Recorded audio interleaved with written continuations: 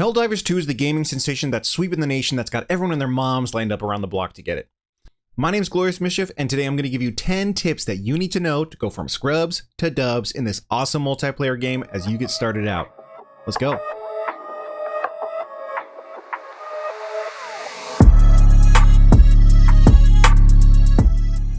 Tip number 1 is to blow stuff up. And I don't just mean your friends, though you really should blow up your friends because it's fun to do. You can see here one of the most common areas that you're going to find in the game. These kind of little silos that have ammos all around them and different med packs and stuff. But what you might not know is that there's this little container over here.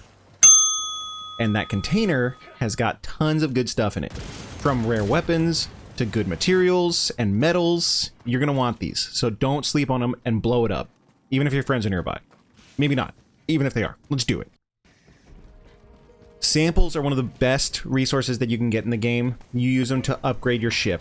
And if you aren't getting them early in the game, you're not going to have enough of them to go. You're going to need common samples all the way up to higher rewards in this ship.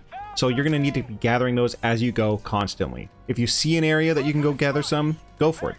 Samples are around a lot of the points of interest and a lot of the smaller areas. So if you're already there, just look around and see if you can find some. The grenade launcher is one of the best early game weapons, period. When you get it, you're going to see exactly how powerful it is right away. This weapon can dish out some damage, can blow up some big bugs, and can even open up those crates I was talking about earlier. Save yourself the grenade slots, hit this grenade launcher, it's a no-brainer, and it's one of the best early game weapons, for sure. It's worth the money. Every single bug type and every single mech have weak spots. For the mechs, a lot of times it's the head, though for some of the larger ones, it's the arms, and a lot of times it's the back vent plates. Make sure that you know where these are. Do a little bit of research into what is actually working best for these. See if there's any areas that you can hit and target and focus on those. It's going to save you a lot of time and a lot of headaches as you go down through the game. Shotguns got range. That's right. You probably think that you have to get up close and personal with all of these bugs before you can use a shotgun effectively. Could not be further from the truth. I can't tell you how many times I've sat up on the top of a hill, aiming down, from 50 yards away, easily picking bugs off. This weapon is not to be slept on. There's tons of early game shotguns that you can get that'll take your gaming experience to the next level. You're going to love it, you're going to enjoy it, and it feels pretty awesome. So maybe give it a shot? This one might seem like a no-brainer, but friendly fire is on, and the threat is real. Your friends, or your randoms that you're playing with, are going to kill you. Period. End of discussion. It is actually the most amount of deaths that I have in this game at this point. Your friends might think it's funny to drop a bomb on you, and it is kind of funny. Let's be real. It's kind of funny. The biggest killer in this game are turrets. All of your sentries and your turrets are going to be doing a lot of damage. And if you fall in the firing range of that, you're going to get mowed over pretty quick. The game is merciless when it comes to damage to you. Makes you really think about how much health those bugs have, but your turret is going to lay waste to whatever health that you have in a second flat. So get ready for them to destroy you. Tactfully placing these turrets can go a long way, but if you're not experienced with positioning, maybe take a pause. Sweet liberty!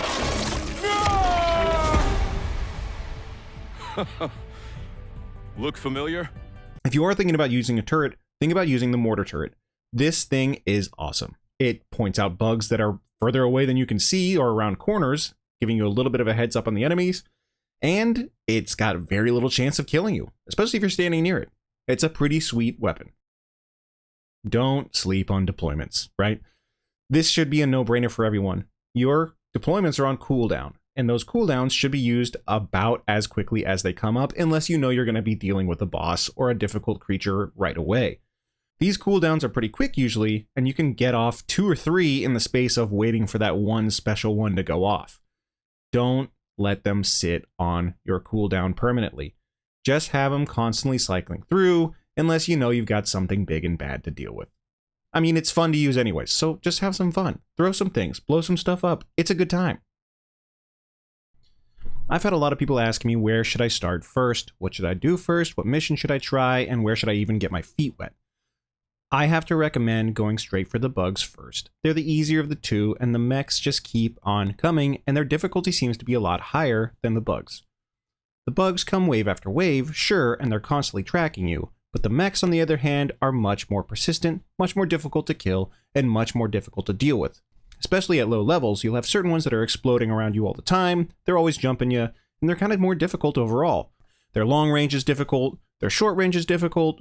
Overall, mechs are more difficult to deal with until you understand their weak points and what to utilize against them. Bugs are pretty straightforward, aim for the weak spots, and you're good to go. So once you've gotten your feet wet with the bugs, dabble into the mechs. But start with the bugs. It's also kind of a fun feel, and if you're really trying to live out that Starship Troopers life, just live it out.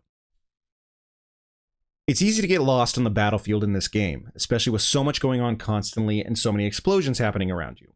But every single thing on the map is there for a reason. If you see a gold beacon coming down from the sky, you might think initially, what a cool tractor beam off in the distance. But in reality, what it is a sweet collectible item that you can go and get. And when I say collectibles, I don't mean like some stupid backpack like you get in other games that gives you some sort of random collectible that if you get them all, you get a cool new suit. No, I'm talking about actionable items that you can use in-game. These are medals and credits and other things that you're going to want to be spending all the time to get better gear, cooler stuff, and every once in a while just to hug some people, you know, because that's kind of what the game is about, right?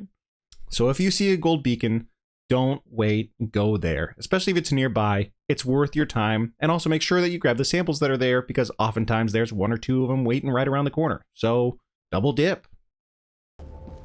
There's a good way and there's a bad way to get XP in this game. The good way is to streamline your efforts and to actually do missions that are going to be getting you XP. By this I mean going for the highest level mission that you can go for and do so efficiently without getting completely wrecked. Higher level missions give you more XP, with certain missions giving you well over 50% bonus XP just for doing the mission itself. When you add onto this the optional objectives and all of the bonuses that you can get, you're talking massive numbers here. For example, one of the best ways to gain XP in this game is to go on kill 'em all mech missions, take a loadout of a mortar turret and any other turret of your choosing, with a couple of your friends, and go into your enemy encampment there. Wait for the dropships to come, and throw your stuff down. You can just wait as you're constantly gaining XP, or you can engage and actively fight. Totally your call. Either way, at higher levels, you could easily be making 1000 XP every 5 to 10 minutes simply doing this. It's just waiting for you to take advantage of. So the next time you want to level up to get access to cooler weapons quickly, just go on those missions. It's going to be easy, quick, and painless, and 5-10 minutes later, you got yourself some sweet XP. Finally, as a bonus tip, once you reach level 10, you get access to the Guard Dog backpack. These backpacks are sweet, and you're gonna love them. Basically, you get yourself a friendly little drone that travels around you, shooting all your enemies for you. There's been multiple times where I've brought this into a mission and had my back turn while my little guard drone is getting 5, 10, 15, 20 kills while I'm not even paying attention. Easy peasy. With all that said, I'm loving playing Helldivers 2, and I'm sure you are too, especially when you can get on the servers. In the meantime, I'm going to be playing this game all the time and popping out updates. So if you want to see more, make sure you hit a like and a subscribe so we can hang out together and do more together. So, let's go killing some bugs, boys.